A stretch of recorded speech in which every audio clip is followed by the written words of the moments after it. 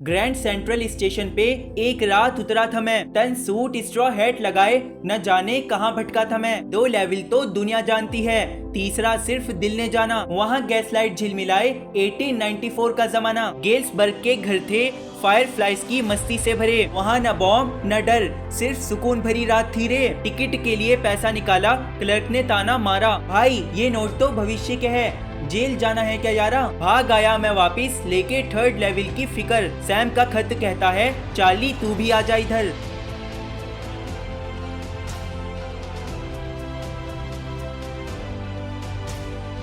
Charlie जो कहता है ग्रैंड सेंट्रल स्टेशन पे 3rd लेवल है, लेकिन स्टेशन के बॉस लोग टाइम टेबल पे हाथ रख के कसम खाते हैं कि 2 ही होते हैं यार। पर ये बंदा मानने को तैयार नहीं, क्योंकि इसका कहना है मैं वहाँ जा चुका। ये है चार्ली, 31 साल का, जो एक ऑफिस में काम करता है। सूट पहन के और स्ट्रॉ हैट लगा के एकदम हीरो जैसा लगता है। चार्ली का एक बड़ा दावा, ग्रैंड सेंट्रल स्टेशन में 3रा लेवल। वह ये बात अपने दोस्त सैम वीनर को बताता है, पर सैम का मानना था ये तेरे दिमाग का एक सपना है। वॉकिंग ड्रीम विश फुलफिलमेंट, मतलब मॉडर्न दुनिया के फियर, वॉर, इनसिक्योरिटी और स्ट्रेस से भागने का एक तरीका। चार्ली की वाइफ लुइसा गुस्से में कहती है, क्या बोल रहे हो, वो तो काफी खुश है। चार्ली का एक शौक भी है, स्टैम्प कलेक्शन, लेकिन उसके दोस्तों का कहना है तुम्हारा स्टैम्प कलेक्ट करना भी रियलिटी से एस्केप करना है। लेकिन चार्ली स्ट्रॉन्गली डिसएग्री करता है। उसके दादाजी ने स्टैम्प्स को पीसफुल टाइम में कलेक्ट करना शुरू किया था। इवन प्रेसिडेंट फ्रैंकलिन रूजवेल्ट भी स्टैम्प कलेक्टर था, इसीलिए ये एस्केप नहीं, जेन्युइन हॉबी है। सैम बोलता है ये रियलिटी से एस्केप ही है। पर कहानी यहाँ से शुरू होती है, क्योंकि 3rd लेवल अब एक राज बन चुका था। एक्चुअली एक दिन हुआ ये था कि चार्ली ऑफिस से लेट हो गया और उसे घर जल्दी जाना था अपनी बीवी लुइसा के पास। तो सोचता है ग्रैंड सेंट्रल से सबवे ले लेता हूँ, क्योंकि ये बस से फास्ट है। रात का टाइम, चार्ली वेंडरबिल्ट एवेन्यू से एंटर करता है और स्टेशन का 1st लेवल क्रॉस करता है, जहाँ बड़ी बड़ी ट्रेन्स थी। फिर 2nd लेवल क्रॉस करता है, जहाँ सबअर्बन ट्रेन्स चलती है। वो सबवे ढूंढते ढूंढते एक कॉरिडोर में घुस जाता है, जहाँ पर काफी अंधेरा, सन्नाटा और बस उसके जूतों की आवाज, थक थक थक। वो कहता है मैं तो ग्रैंड सेंट्रल में हमेशा खो जाता हूँ, कभी रूजवेल्ट होटल लॉबी में निकल आता हूँ, तो कभी 46 स्ट्रीट के ऑफिस में। पर इस बार ये अजीब सी टनल एक नई जगह खोलती है, 3rd लेवल। वहाँ पुराने जमाने का स्टेशन था, गैस लाइट्स जल रही थी और लोग 1890s के कपड़े पहने हुए थे। चार्ली देखता है टिकट काउंटर्स तो काफी कम है, वुडन इंफॉर्मेशन बूथ और ब्रास के थूकने वाले बर्तन हैं। सब कुछ पुराना सा लग रहा था। चार्ली देखता है एक बड़ी मूंछों वाला आदमी जिसने पुराने कपड़े और एक डर्बी हैट पहनी है, वो गोल्ड वॉच निकाल के टाइम देख रहा है। तभी एक औरत आती है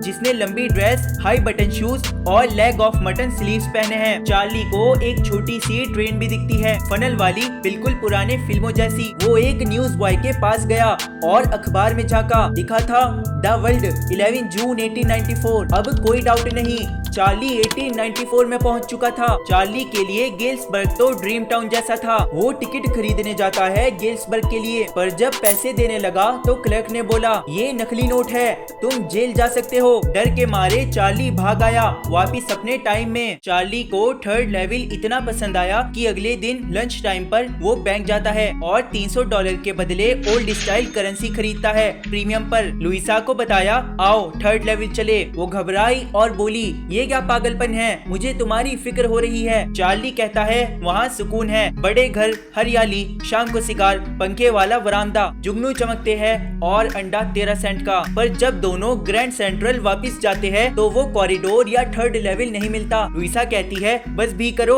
अब घर चलो। चार्ली बार बार स्टेशन विजिट करता है, पर 3rd लेवल दोबारा नहीं मिलता। सैम कहता है देखा ये तेरा सपना था, मॉडर्न दुनिया से भागने का प्लान। चार्ली थोड़े टाइम के लिए स्टैम्प्स कलेक्शन में बिजी हो जाता है, पर दिल में गेल्सबर्ग जाने का सपना अभी भी जिंदा है। अब आता है कहानी का सबसे बड़ा ट्विस्ट। चार्ली का दोस्त सैम विनर गायब हो गया। पता चला कि उसने $800 के ओल्ड नोट्स खरीदे थे। चार्ली सोचता है शायद सैम भी 3rd लेवल पर गया है, पर अभी तक इस बात का कोई प्रूफ नहीं। एक रात चार्ली अपने स्टैम्प कलेक्शन के साथ बैठा था, उसे एक एनवेलप मिला गेट्सबर्ग से 18 जुलाई 1894 का। उसमें सैम का लिखा लेटर था, चार्ली तू सही था, मैं 3rd लेवल पर पहुंच गया। मैं यहाँ 2 हफ्ते से हूँ। यहाँ लोग लेमोनेड पी रहे हैं, सीइंग नेली होम गा रहे हैं, तुम और लुइसा भी आ जाओ। चार्ली ये पढ़कर हैरान हो जाता है। स्टैम्प शॉप से कंफर्म होता है कि सैम ने गेट्सबर्ग में हे फीड और ग्रेन का बिजनेस शुरू किया, जो उसका हमेशा से ड्रीम था। आयरनी तो देखो,